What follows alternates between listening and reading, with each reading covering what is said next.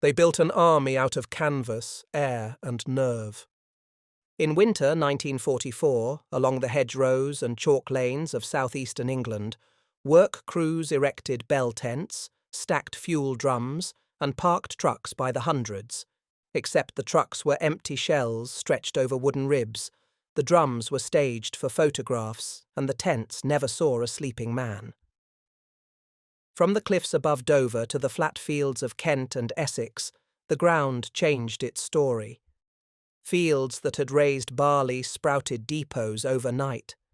Meadows were collared by barbed wire and painted signs, ordnance, fuel, medical, pointing to buildings that did not exist. If a Luftwaffe reconnaissance pilot looked down through breaks in the cloud, he would see exactly what London wanted him to see: the crouched shape of a beast about to spring across the channel at its narrowest point. The British called it Fortitude South, one arm of a larger theatre-wide deception named Bodyguard. Its aim was simple and brutal: persuade Hitler that the great Allied blow would fall not on the beaches of Normandy, but against the short hop between Dover and Pas-de-Calais. That way, when the real invasion landed to the west, German reserves, especially the powerful 15th Army, would sit tight, guarding the wrong door. The script needed a star. They gave the role to the most dangerous leading man alive, George S. Patton. After Sicily, the Germans feared him as a hammer in search of nails. The Allies played to type. On paper, Patton took command of a brand new formation, the 1st U.S. Army Group, FUSAG, a sumo wrestler assembled from smoke. FUSAG had corps and divisions that never marched, insignia sewn to uniforms that never left a rack, and an order of battle that grew fatter each week. Staff officers choreographed its movements on maps, signed dummy memos with real signatures, and leaked careless hints in pubs known to have listening ears. Everywhere the Germans looked, through their cameras, through their agents, through their own expectations, they saw a shadow bigger than the man who cast it. Reality bent to the lie. Engineers built dummy landing craft, plywood tubs with proper silhouettes, then moored them in tidy rows along the estuaries of the Thames and Medway, where reconnaissance always seemed to wander. Inflatable Sherman tanks, rubber skins painted with cereals and oil streaks, squatted in orchards beside roads lined with fake track marks pressed by rollers. Mobile kitchens smoked at regular hours. Roads were rutted by tractors dragging chains to mimic heavy convoys. Petrol depots received fuel at night as tankers ran hoses into the darkness and out again, the hiss of transfer audible to anyone who might be listening. On certain days, the Dover cliffs sparkled with camera flash. British photographers taking pictures meant not for newspapers, but for German analysts. If sight was deceived, sound had to follow. Signals officers from our force, the deception specialists, built dense radio nets for divisions that did not exist. Operators tapped out traffic at realistic speeds, altered their fist, the Morse handwriting, to match invented personalities, and scheduled messages along believable routines. Entire Corps headquarters came alive on the air. Complaints about rations, requests for spare parts, weather reports from imaginary airfields. In huts lit by blackout lamps, young sergeants consumed tea and cigarettes by the carton to keep the chatter flowing, their key clicks weaving a tapestry of volume and pattern that German intercept posts could chart and, crucially, compare to last month's charts and next week's. The tapestry always pointed toward Calais. The deception's geography became theatre. At Dover, huge white-painted fuel tanks glared like Dare. Fake engineer parks filled with bridging equipment appeared within camera range. In Canterbury and Maidstone, staff cars with gleaming pennants came and went from buildings that housed nothing but typists and telephones. Farther north, Fortitude North added harmony to the melody. Radio traffic, feints, and press whispers suggested a second invasion aimed at Norway, tying down German divisions that might otherwise hurry south. Bodyguard's promise was comprehensive. Every path the Germans could choose felt blocked by Allied intent. But paper armies, however elegant, are not won on paper. To work, they needed an audience, and the first rows were reserved for Berlin's spies. Britain had already seated them, politely, by the collar. The double-cross system had captured or flipped almost every German agent in the Isles. Now those agents would feed Fortitude, one morsel at a time, until the German High Command tasted inevitability. That part of the story, the whispers, the forged confidences, the cables sent through the night with careful typos, belonged to men and women whose weapons were memory and nerve. The stage lights came up in the spring. Patton made public appearances inspecting his troops, lines of real soldiers borrowed for the day, with extra cameras invited to help the rumour along. In pubs near Folkestone, officers casually complained about the delays getting bridging equipment forward to the embarkation points. Civilians saw long convoys on the Canterbury Road at midnight, because military police staged them, headlights shielded, engines idling just long enough for word to spread. The Channel's narrow waist felt tight with threat.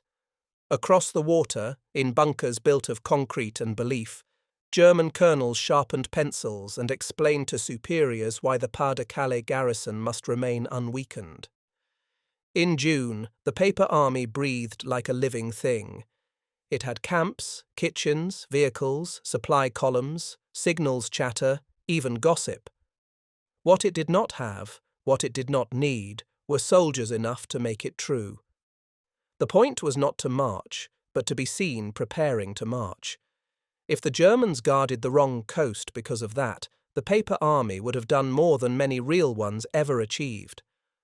All that remained was to let it speak in a voice Berlin trusted most. He called himself Garbo because good actors choose good names. In Barcelona, he had invented a legend so convincing that both sides believed him. In London, he perfected it under the careful eye of MI5. On German books, he was Agent Arabelle, reliable, prolific, and, most importantly, connected to a network of sub-agents spread across Britain. None of those sub-agents existed. Garbo wrote their reports, their arguments, even their illnesses, turning his desk into a small country bustling with life. For Fortitude, Garbo became a lighthouse. He sent Berlin exactly what Berlin most needed, confirmation of its own guesses. Patton? Yes, the Americans worshipped him. Of course, he commanded the main striking force. Dover. Naturally, embarkation points were being prepared there. His Liverpool docker, sub-agent, had seen crates marked for amphibious gear. Divisions? He named them. He invented their quirks. He warned of censorship tightening in Kent and bridging units moving at night, the sort of throwaway lines that analysts cling to like driftwood. He was not alone. Tate, a Danish-born agent run by MI5, added spice about airfields in East Anglia. Brutus, a Polish officer turned double agent, dribbled details about US formations arriving in Essex. Tricycle, the suave Yugoslav with a taste for casinos, floated gossip among neutral diplomats who made sure gossip travelled. Every cable that crossed the North Sea acquired a patina of truth because it harmonized with photographs, with radio prints, with the Germans' own maps. This was the genius of Bodyguard.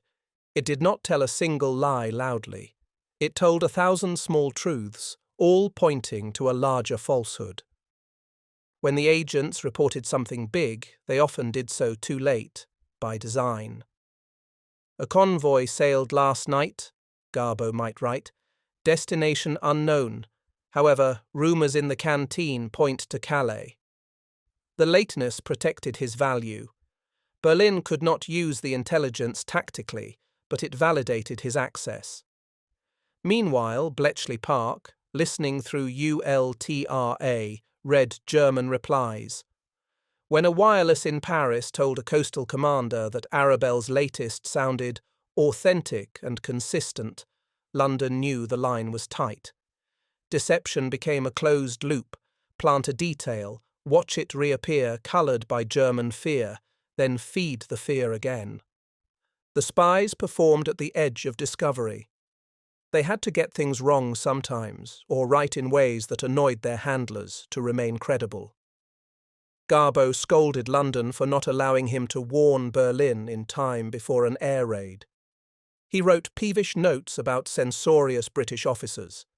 He developed favourite sub-agents, flawed human people who needed money, took ill, or fell in love. Berlin sympathised. Money flowed. Praise followed. So did tasks. Identify the main landing beaches. Garbo obliged and missed. In May, he hinted that Calais remained the prime target, but added, with a conscientious frown, that some training in the west, around Southampton, looked serious. The ambiguity was bait. The certainty remained fixed on the short crossing. German analysts, under pressure from superiors who wanted Calais to be the answer, circled the word and underlined it twice. Fortitude. North played its part in the chorus. Norway needed guarding. Supply reports proved as much. Radio traffic in Scotland thickened. Agents sent by Berlin returned with photographs of embarkation points for mountain troops. The Germans kept divisions in Norway through June, chained by snow that never fell. In France, the 15th Army, assigned to defend the Pas-de-Calais, watched the Dover cliffs through binoculars and waited for Patton to move. On the night of June 5th, the agents made their final contribution. Weather forecasts were grim. Postponement seemed likely. With care, Garbo filed a message that an operation would begin soon, reinforcing Berlin's expectation that the first blow might be a feint. When the real blow fell hours later, Normandy, not Calais, Garbo was ready with grief. His sub-agent had been delayed. The message had gone out too late. It was the kind of failure that proves sincerity. Berlin forgave him. Then Berlin waited for the second shoe. Because fortitude did not end when the first soldier stepped onto Utah or Omaha. It peaked. From June 6th onward, the paper army had to keep breathing, so the Germans would assume Normandy was a diversion and that the main assault, Patton's hammer, was still poised above Calais. Garbo, Tate, Brutus, and the rest obliged with a virtuoso coda. Reports of units still in Kent, depots still being stocked, officers furious that their grand operation had been delayed. Ultra read the echo. German messages directing the 15th Army to hold its line and not commit to Normandy. The trap was almost shut. It only needed a night of masks to seal it. Dawn came late to Normandy on June 6, 1944, so late that it felt negotiated. Rain rode the wind. Cloud layers stacked like armour. The channel heaved. From the cockpits of C-47s towing gliders, and from the open ramps of Higgins' boats fanged with men, the future looked like a grey door that might not open. It opened anyway. While the real invasion crawled ashore, beach by beach, hedgerow by hedgerow, the paper invasion began to shout. In the Strait of Dover, Royal Air Force bombers flew strange patterns under codename Taxable and Glimmer, Bleeding Chaff, strips of foil, into the sky in precise curtains. Radar along the French coast read the chaff as a phantom fleet steaming for Calais. To punctuate the picture, small craft towed reflectors and zigzagged like destroyers guarding transports. Operators on both sides watched green blurs move where nothing moved. Guns in the Calais batteries came alive and hurled steel into empty water. The night returned only echoes. Behind the screen, the radio theatre went to full volume. Fusag's nets exploded with traffic. Supply requisitions, last-minute route changes, code words for embarkation. Plotters in German signals rooms stabbed grease pencils at maps and cursed. If Normandy was the invasion, why did the big invasion still make such noise? The mind, when fatigued and frightened, prefers the threat it already knows how to answer. Calais was neat, short, predictable, doctrinal. Normandy was messy, accidental, a place good staff work avoided. Doctrine won arguments.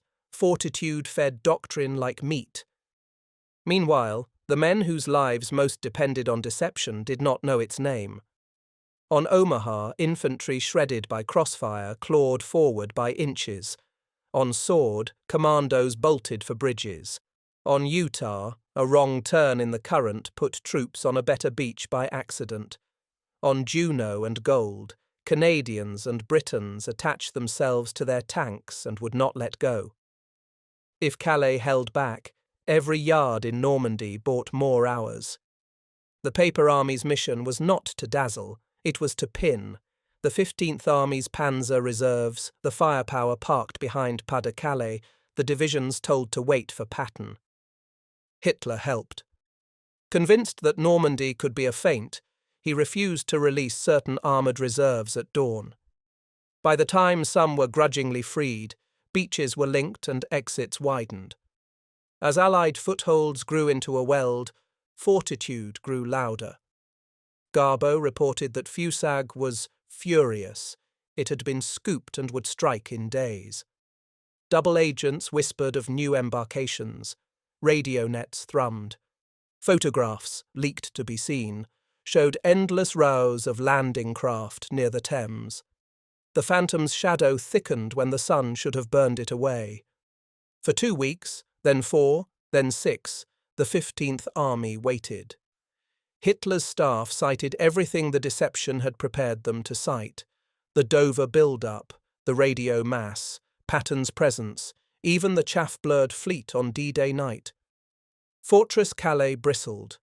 German troops remained in trenches that faced a sea no soldier would cross. In Normandy, the cauldron swelled, Cherbourg taken, Caen pounded, Avranches pried open. The stakes of belief grew unforgiving. To redeploy late is to arrive only in time to lose. At Dover, the stagehands kept acting. Dummy camps were spruced up, tracks were refreshed. Patton inspected marshalling areas and practiced speeches. A paper headquarters issued a paper reprimand to a paper colonel for a paper delay. Somewhere in Paris, a weary intelligence officer told his chief that the Calais landing would come with the next good weather. It was easier than admitting he had followed a shadow across a map for months. Normandy still needed blood. Operation Cobra, the breakout, turned hedgerow into highway only in late July, when bombers found a gap and armour poured through. Even then, Calais garrisons waited for a blow that had already spent itself far to the west. The Night of Masks had become a season. The Germans finally moved the 15th Army in strength when the war around them had changed shape. By August, Falaise closed its jaws. Columns burned on roads that pointed east but ended in fire. The Seine became a ribbon to escape across, not a line to hold. Units that might have crushed beaches in June now rode bicycles through dust, looking over their shoulders. Many never reached the fight. When they did arrive, it was to protect a retreat. Afterward, in offices that smelled of stale tobacco and wet wool, Allied planners did the arithmetic that soldiers hate but historians require. How many divisions had Fortitude pinned? How many days had it bought on each beach? How many lives had it spared by making German doctrine argue with itself? The numbers were guesses and always will be, because wars are not lab experiments. But the shape of the answer was clear. By convincing Hitler to guard the wrong coast, the Paper Army bought the time without which D-Day becomes a story of failure narrowly escaped instead of a foothold widened into victory. The deception's architects returned to their day jobs. The men of our force rolled up radio nets. the typists who had filled filing cabinets with fake orders fed some to furnaces.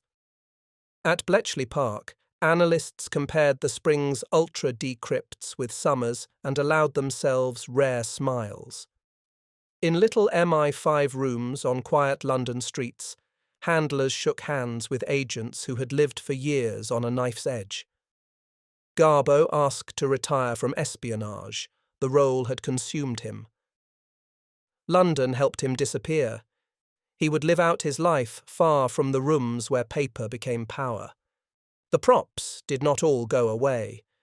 In hedgerows, farmers found deflated rubber tanks and took them home as curios. Children climbed inside and laughed at the skin of a Sherman that could be folded and carried. In boatyards along the estuaries, plywood landing craft weathered into useful timber, and no one thought twice that timber might have once fooled a camera lens.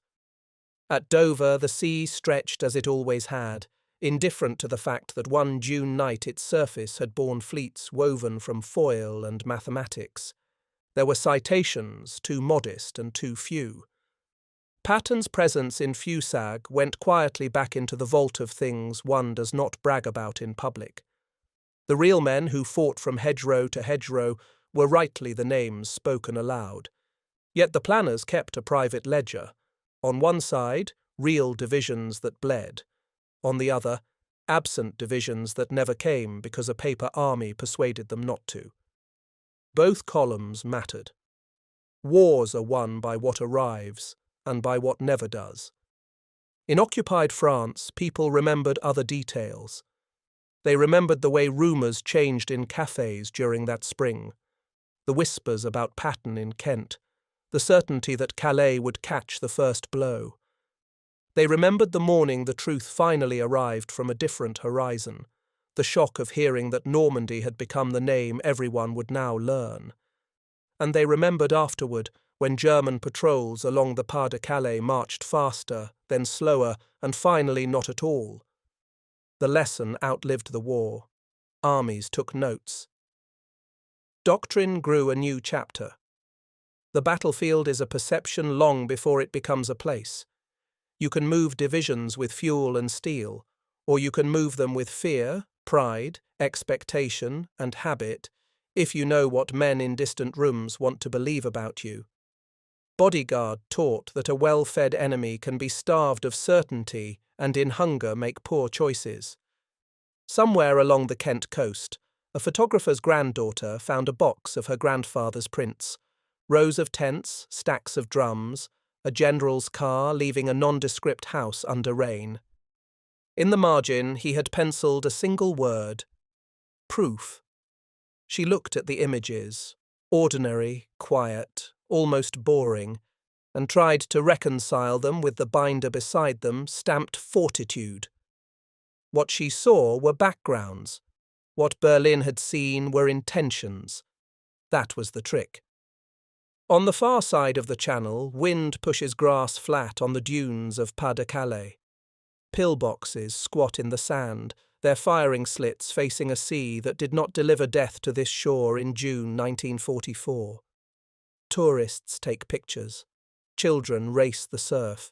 The concrete remembers being important and lets the memory go. It is the most eloquent monument Fortitude could have desired, a coast that wasn't invaded, guarded for too long by men who never knew that the enemy they awaited had been built out of paper, breath, and belief.